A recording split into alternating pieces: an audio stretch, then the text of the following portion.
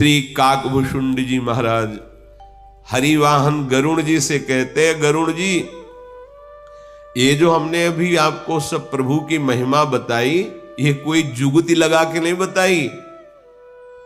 कहेऊ न कछु करी जुगुती बिसेखी, ये सब मैं निज नैननी देखी। काकभूषुंड जी कह रहे हैं, मैं कोई वाणी का विलास मात्र नहीं कि मैं पढ़ी लिखी बात आपको सुना रहा हूं, मैंने अपने आंखों से देखा है, प्रभु की ऐसी महिमा अनुभव की है। महिमा नाम रूप गुण गाथा, सकल अमित अनंत रघुनाथा। निज निज मति मुनि हरि गुण गावही, निगम शेष शिव पार न पावही। तुम्हि आदि खग मसक प्रजंता, नभ उड़ाई नहीं पावही अंता। हे गरुण जी महाराज, ये मैं कोई युक्ति लगा करके नहीं वर्णन कर रहा हूं, इस सब मैंने आपने आंखों से देखा है, जो अनुभव किया है वही बता रहा हूं। हमारे प्रभु का जो नाम है, उनकी महिमा है, उनके रूप है, उनके गुण है, अपार है, अनंत है। मुनिगण अपनी बुद्धि के अनुसार वर्णन करते हैं। वेद शेष और भगवान शिव भी उनकी आज तक महिमा का पार नहीं पा पाए। जैसे हे गरुण जी महाराज, आप भी उड़ते और मच्छर भी उड़ता है, पर आकाश का अंत नहीं पा पाए, ना आप और न मच्छर। ऐसे ही साधारण जीव या मुनि या भगवान शिव शेष वेद कोई पार नहीं पाया। भगवान की महिमा इतनी ही है, ऐसा आज तक कोई पार नहीं पाया। अर्जुन जी को पास रहते रहते ऐसा लग गया था कि मैं भगवान को संपूर्णतया जान गया हूं, क्योंकि गीता जी भी सुन चुके थे, विराट रूप भी देख लिया था, और भगवान के साथ ही। तो एक दिन द्वारिका में जब गए तो एक ब्राह्मण आकर के अपने बच्चे का मृत शरीर रखा, और ये क्या हुआ, मेरे सामने मेरा पुत्र पधार गया, और श्री कृष्ण बलराम जैसे महामहिम वो हमारी रक्षा नहीं कर पाए। ऐसे जब अर्जुन जी को पता चला कि ये तो कई बार हो चुका है, तो अर्जुन जी ने कहा कि मैं रक्षा करूंगा, मैं काल के मुख से भी तुम्हारे बालक को छीन कर लाऊंगा, मैं गांडीव धनुषधारी अर्जुन हूं। उनका जब श्री कृष्ण बलराम नहीं बचा पाए तो आप क्या बचा लो, मैं गांडीव धनुषधारी अर्जुन हूं, उनका प्रिय हूं, दास हूं, भाव। बोले नहीं नहीं, हमें तुम्हारी बात पर कैसे विश्वास हो सकता है, जब भगवान नहीं बचा पाए। तो उनका यदि मैं रक्षा नहीं कर पाया तो चिता जलाकर तुम्हारे सामने भस्म हो जाऊंगा। उनका फिर तो प्रशंसनीय है आपका व्रत, जब आपके संतान हो तो आप आके हमें बता देना, होने का अवसर आवे। वाह, जब समय आया तो अर्जुन जी से कहा कि कुछ ही समय में प्रसव हो सकता है।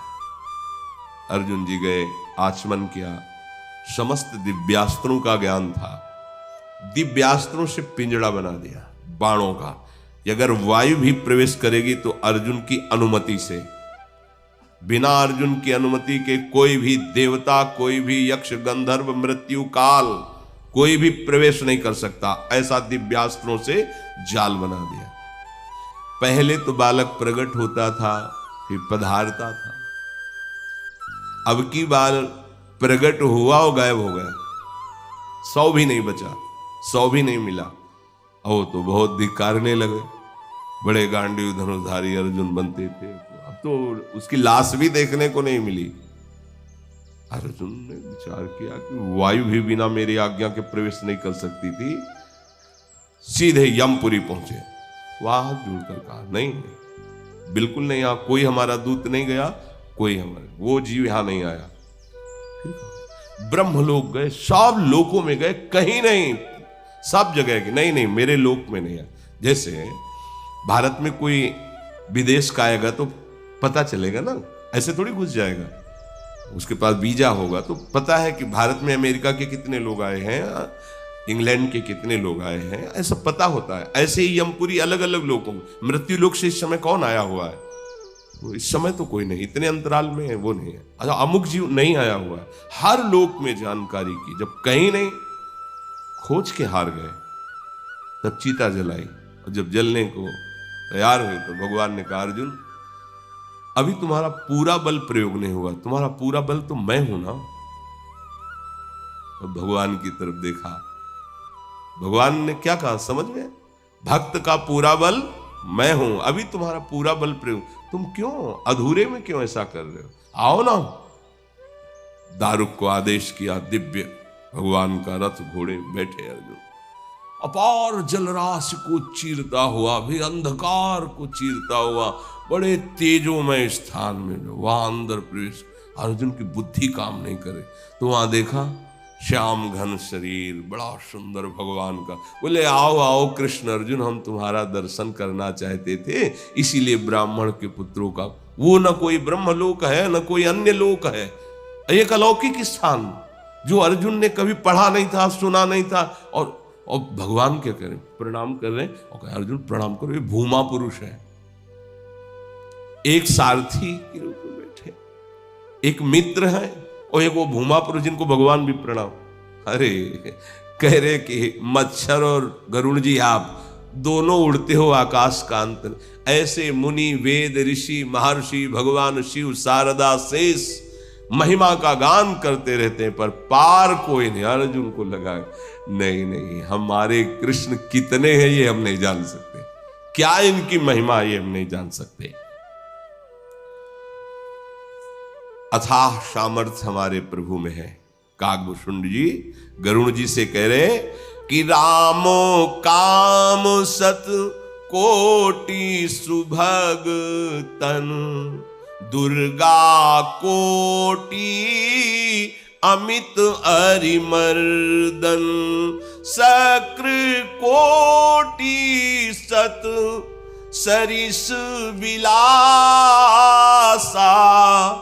नभ सत कोटि अमित अवकाशा, मरुत कोटि सत विपुल बल, रवि सत कोटि प्रकाश, शशि सत कोटि सुशीतल, समन सकल भवत्रास। हे गरुण जी हमारे प्रभु अरबों कामदेवों के समान सुंदर शरीर वाले, हमारे प्रभु में अनंत कोटि दुर्गाओं की सामर्थ्य विराजमान है। अनंत शब्द है, कोटि करोड़ों अनंतों दुर्गाओं जैसी शक्ति हमारे प्रभु में विराजमान है। अरबों इंद्रों के समान ऐश्वर्य है हमारे प्रभु का, अरब त्रिभुवनपति देवराज, अरबों इंद्रों जैसा, अरबों आकाश के समान अनंत अवकाश है प्रभु, अरबों पवन के समान महान बलशाली है, अरबों सूर्यों के समान तेजोमय है, अरबों चंद्रमाओं के समान शीतलता प्रदान करने वाले हैं। संसार के समस्त भयों का नाश करने वाले प्रभु की महिमा अगाध है, असीम है, अनंत है। काल कोटि सत सरिस्वती, दुस्तर दुर्ग दुरंत, धूम केतु सत कोटि सम, दुराधरस भगवंत, प्रभु अगाध सत कोटि पताला, शमन कोटि सत सरिस कराला, तीरथ अमित कोटि सम पावन, नाम अखिल अघ पूग न सावन। हिमगिरि कोटि अचल रघुबीरा, सिंधु कोटि सत समगंभीरा। कामधेनु सत कोटि समाना, सकल काम दायक भगवान। हे गरुड़ जी महाराज, अरबों पाताल जैसे प्रभु गहरे हैं, कोई था नहीं पा सकता। अथाह अरबों यमराज के समान भयानक भी हैं, दिनकर काल रूप में भ्राता, और अनंत कोटि तीर्थों के समान पवित्र करने वाले हैं। इसीलिए विवेकी जन उनके नाम का निरंतर रटन करते रहते हैं, क्योंकि नाम जैसा कोई तीर्थ नहीं, नाम जैसी कोई साधना नहीं, नाम से बढ़कर कोई नहीं है। अनंतों कोटि तीर्थों के समान पावन करने वाले प्रभु हैं, तो प्रभु से भी महामहिम पावन करने वाला प्रभु का नाम है। प्रभु के नाम ने अनंतों को पावन किया है, पावन कर रहा है और पावन करता रहेगा। भगवान अरबों कामधेनुओं के समान है। देखो, कामधेनु का जो आप इच्छा करोगे वो प्राप्त हो जाएगा, अगर इच्छा ना करो तो वही आपको प्राप्त हो जाएगा। आपको कामधेनु चाहिए, कामधेनु से कामना की पूर्ति चाहिए, तो बुद्धिमान तो वही होगा कि कामधेनु ही मिल जाए। अच्छा है, एक कामना पूर्ण हो वो अच्छा, या पूरी कामधेनु हमें मिल जाए। तो भगवान अरबों कामधेनु जैसे, क्या इनसे कामना कर, यही मिल जाए हमारी सारी कामनाओं की पूर्ति हो जाएगी। समस्त कामनाओं की इच्छित पदार्थों को पूर्ण करने वाले अरबों कामधेनुओं के समान हैं।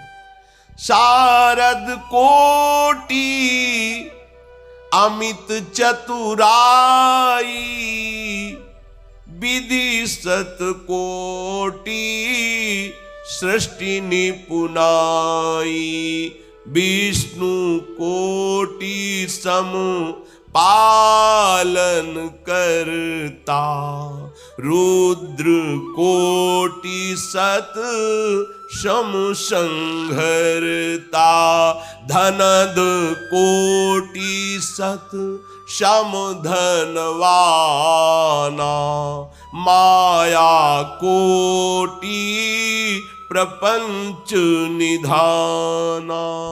भार धरल सत कोटि अहिषा, निरवधि निरूपम प्रभु जगदीशा।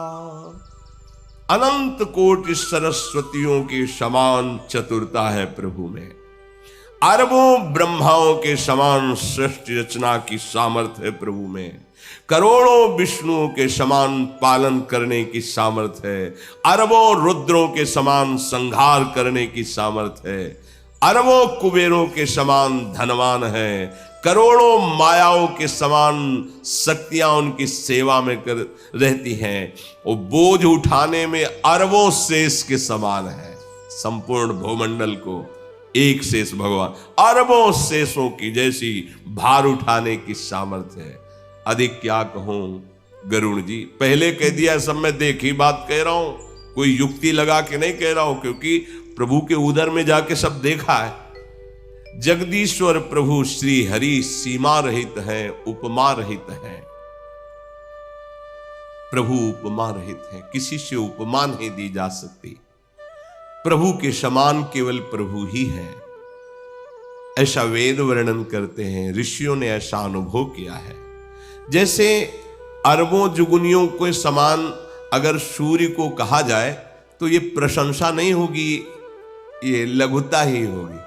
कहा जाए सूर्य कितने तेजस्वी, बोले अरबों जुगनुओं के समान, तो ये उनकी अवहेलना होगी। ऐसे ही अपनी वाणी से जो भी कह रहे हैं उनके लिए सब थोड़ा है, क्योंकि अनंत असीम अपार है। राम अमित गुण सागर, थाह कि पावई कोई, संतन सन जस किछु सुन्यो, तुम्हें सुनावो सोई। प्रभु अपार गुणों के समुद्र है, भला कोई उनकी थाह कैसे पा सकता है। मैंने जैसा संतों से सुना है गरुड़ जी, वही मैं आपको सुना रहा हूं। मैंने एक बात पकड़ी है प्रभु की, भाव वश्य भगवान, सुख निधान करुणा भवन। बहुत जोर की बात है। ऐसे महिमा में भगवान भावोत्सवेन भजताम रस काम धेनु, हमारी प्रिया जो भावोत्सवेन, देखो यह भी कह रहे हैं, भाव वश्य भगवान, सुख निधान करुणा भवन, तजी ममता मदमान, भजिए सदा सीतारवन। गरुड़ जी, हमारे प्रभु को एक भाव प्रिय है बस। अभी भाव बाजार में तो मिलता नहीं। ये तो भावयुक्त महापुरुषों के संग, ये संक्रामक है। भाव से भाव, भाव से भाव। जो भगवत प्रेमी महात्मा जन है उनके संग, रेर मन रसिकन संग बिन रंचन उपजे प्रेम, भाव यही है। उनके संग से उनका भाव हमारे में उतर जाए। निश्चित यदि आप मन वचन कर्म से संग करें तो रसिकों के संग से सब कुछ सुलभ। कहो कृपाते कहा न होई। सुख के भंडार करुणाधाम महामहिम अनंत महिम अवाले प्रभु भाव के वश हो जाते हैं। भाव बहुत बड़ी वस्तु है, ये वेदातीत वस्तु है।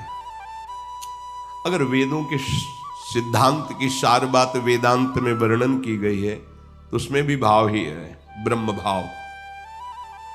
सारा खेल भाव का है।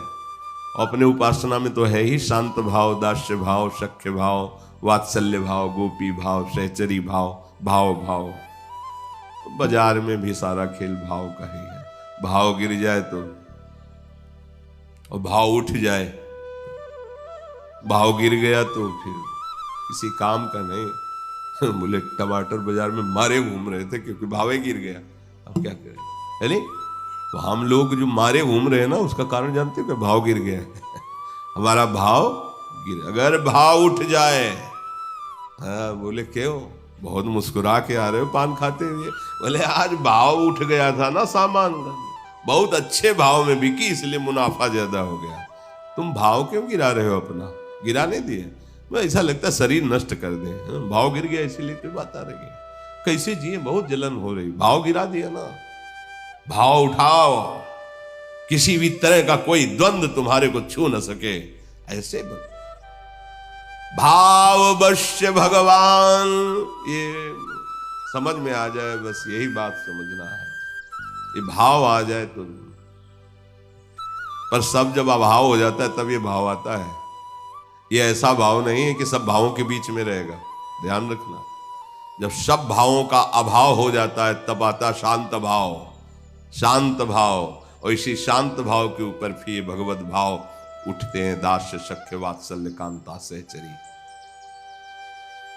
ममता और मद मान को छोड़कर जो भगवान के भजन में लग गए उनको ये भाव प्राप्त हो जाता है, और यही भाव भगवान को अधीन कर लेता है। भाव का भूखा हूं मैं, और भाव ही एक सार है। भाव से मुझको भजे तो भाव से बेड़ा पार है। भाव बिन सुनी पुकारे मैं कभी सुनता नहीं। भाव पूरित टेर ही करती मुझे लाचार है। भाव पूरित टेर ही हा किशोरी करती मुझे लाच, विवश कर देती है और समस्त माया का पर्दा हटाकर उसके सामने प्रकट होना पड़ता है। जो ममता, एक एक शब्द समझो, ममता कहीं नहीं, केवल युगल चरणारविंद में, और मद नहीं किसी भी वस्तु, व्यक्ति, स्थान, पद, प्रतिष्ठा आदि का। अगर मद है तो यही हमसी श्यामा जू के बल अभिमानी, हमारी लाडली जू। और मान, जो ममता मद मान को छोड़ करके प्रभु की शरण होकर भजन करता है, उसको भाव मिलता है और भाव के वशीभूत भगवान हो जाते हैं, उसके पीछे पीछे डोलते हैं। भक्तन पाछे यूं फिरे जो बछड़ा संग गाए। कागभूषुंड जी के वचन सुनकर गरुड़ जी के आंखों में अश्रु आ रहे, आनंद सो हो, पंख फुलाकर हर्षित हो रहे, नेत्रों से प्रेम जल बह रहा है, मन डूब रहा है प्रभु की महिमा में, हृदय में भारी प्रताप भगवान का उदय हो रहा है भक्त के संग से। अब वो अपनी पिछली बातें याद करके बहुत सकुच जाते हैं कि ऐसे प्रभु पे मैंने संशय किया, मैंने अनादि ब्रह्म को मनुष्य माना। गरुड़ जी ने बार बार कागभूषुंड जी के चरणों में प्रणाम। ये बात देखो, ये बात गरुड़ जी महाराज ऐसे भगवान के निजी वाहन, भगवान अपने रथ की ध्वजा पर अपने ऊपर विराजमान किए हुए हैं, जिनको गरुड़ ध्वजा है भगवान को कहा गया, जिनकी ध्वजा पे गरुड़ का वास है, और जो भगवान के निजी वाहन महाज्ञानी सबके बंदनी, वो आज कागभूषुंड जी के सामने बार बार प्रणाम कर रहे हैं। पुनि पुनि काग चरण सिरुनावा, जानी राम सम प्रेम बढ़ावा। बार बार कागभूषुंड जी के चरणों में प्रणाम कर रहे हैं और मेरे प्रभु ही आपके रूप में मेरे सब संशयों का नाश कर रहे हैं, ऐसा भाव रखकर भगवत प्रेम कर रहे हैं, मानो मेरे हरि ही कागभूषुंड जी के रूप में बोल रहे हैं।